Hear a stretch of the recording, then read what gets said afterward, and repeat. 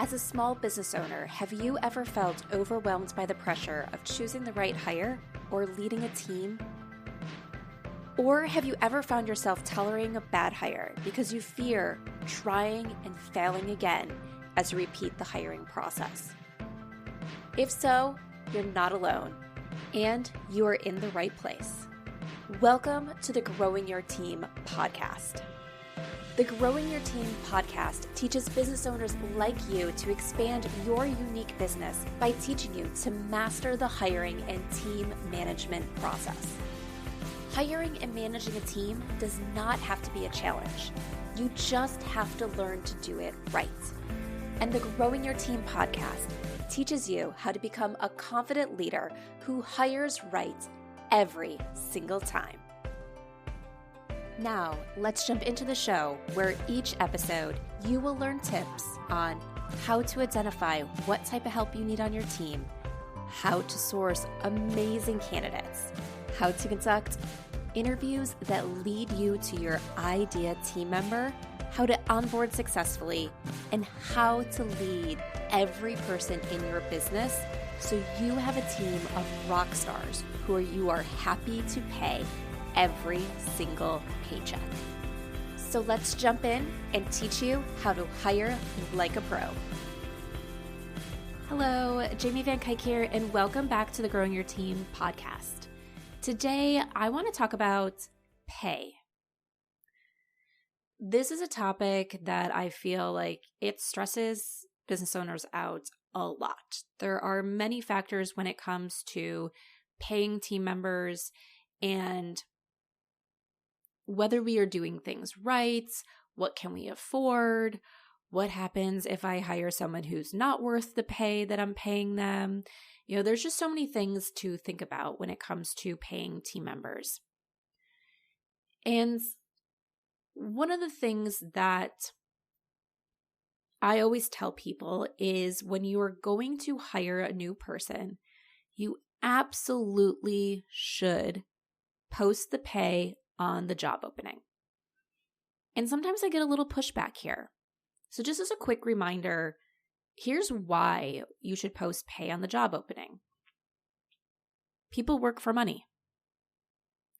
It is an absolutely essential detail when you're hiring. People need to know that they can afford to take your position. People do not want to waste their time applying and interviewing and getting really excited about an opportunity to then find out that your pay is not feasible for them. Pay is not something that is just a wish for people. People aren't volunteering for your openings. They are looking to get paid. They use that money to keep a roof over their head, food on their table, and pay for other essentials, and to frankly keep up with the standard of living that they had before they considered your opening. So we absolutely need to post pay because it's an essential detail for job and something that can really make or break the opportunity being right for a candidate. So always post pay. But one of the reasons why I get pushback here is people will sit there and say, but I don't want my current team members to know what I'm going to pay this position. And sometimes that's because they have team members that are in similar titles that they're not paying at this level, or they have team members of different titles but could potentially be seen as a lateral position that is not getting paid the same that they'll be paying this team member. And so their concern is, how do I post pay for a position and then navigate the potential conversations of my current team members being upset because they're not making that dollar amount? And that's a really good question. And my response to it is always, well, why aren't your team members making that amount? Why do we think it's okay to bring in new people at a higher pay scale than what we have for our current team members. Is that fair? And sometimes the response that I get to this is, well, I know that I won't be able to bring in another person at the rate of my current team member, so the market is driving that need to increase the pay. Okay. Well, then what's stopping your current team members from leaving you to go and get that pay elsewhere? So you're then admitting, and this is what I'll tell the business owner, that you are underpaying your current team based on the going market rate. And you're afraid that if your team members are aware of this, that they're being underpaid, that then they'll go find those other opportunities, and you're hoping that you can just hide that information from your team members in order to keep them. And so it's always one of those things where I like to challenge people is, if you know that your team members are underpaid, why aren't you getting your current team up to the market average? I know we possibly need additional help, or most definitely need additional help, which is why we're hiring for a new team member. But you're really putting yourself at risk for turnover by keeping your employees underpaid. So we really need to see, what can we do to pay our team members the right wage?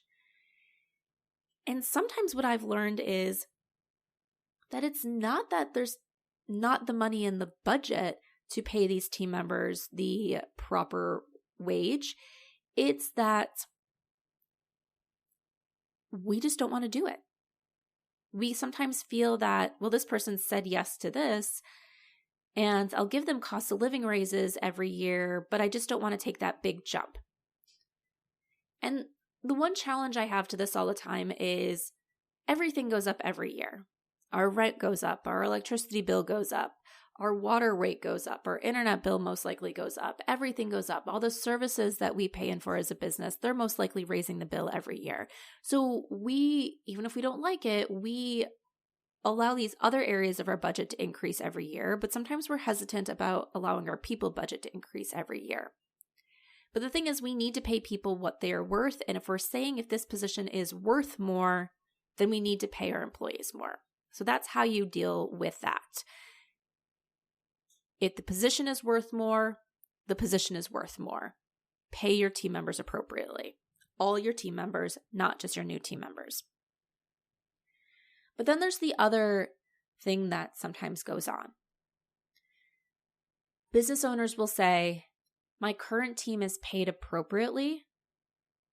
I am looking for someone who has additional skill for this new opening. So I know I'm going to have to pay differently for this skill than for what I currently have on my team. And it is perfectly okay for a title for you to have a range of pay and have team members be in different parts of that range based off their skill level. So let's say for your position, your pay range is between, just putting out random numbers, I know some markets this is extremely low, but between $20 and $25 per hour. And now you want someone who would be in the upper part of that range while your current team's in the lower part of the range. That's fine, but put the whole range out there so your current team member can see that they're in that range. But if we're saying that we want someone with a completely different skill level, then maybe what we need to do is distinguish these skill levels within our business. So maybe we have junior positions and we have senior positions. It's okay, for example, in an interior design firm to have a junior designer and a senior designer. When we give positions these distinguishing titles of level, it allows us to be able to pay differently. It allows us to be able to communicate to our team members that in order to get this additional pay, in order to get this higher title, these are the things that you're going to have to do. These are the areas of skill that you're going to have to improve. This is what you need to be as a team member in order to be at this level. And it gives people something to strive for, and it helps them understand the difference in pay. So we don't want to give everyone the exact same title, but then pay them differently and put different pay ranges on a job post depending on what level we think we need then. Give your employees those different titles if that is what you need. If you really need to distinguish, this is the skill level I need, this is the skill level I'm hiring for, this is the skill level of where you're at now. So just to wrap up, absolutely post pay on your job posts. And if you're concerned about posting pay is because you're afraid your current team members are going to be upset, figure out why. And address that why instead of hiding the pay when you go to hire. Because when you post pay, I guarantee you're going to get better quality candidates than if you don't. Unless your pay is really low, too low for the market average. And of course, that's a completely different issue. But we are in a job market today where positions that do not have their pay posted are less likely to get applicants than the ones that do have their pay posted. And that wraps up this episode of the Growing Your Team podcast. But before we go, are you ready to gain the confidence to hire like a pro, but need to find a way to do so that fits your limited time and doesn't stretch your budget beyond its capacity? Let's face it, hiring has a lot of complexities. And if you don't know what you're doing at each step, you increase your chances of hiring the wrong person and then having to spend both time and money to rehire. So it's something that you want to do well the first time.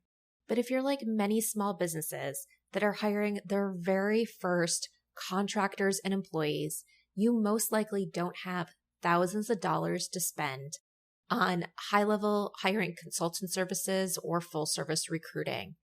But you still need help. You still need guidance. You still need the support to hire well.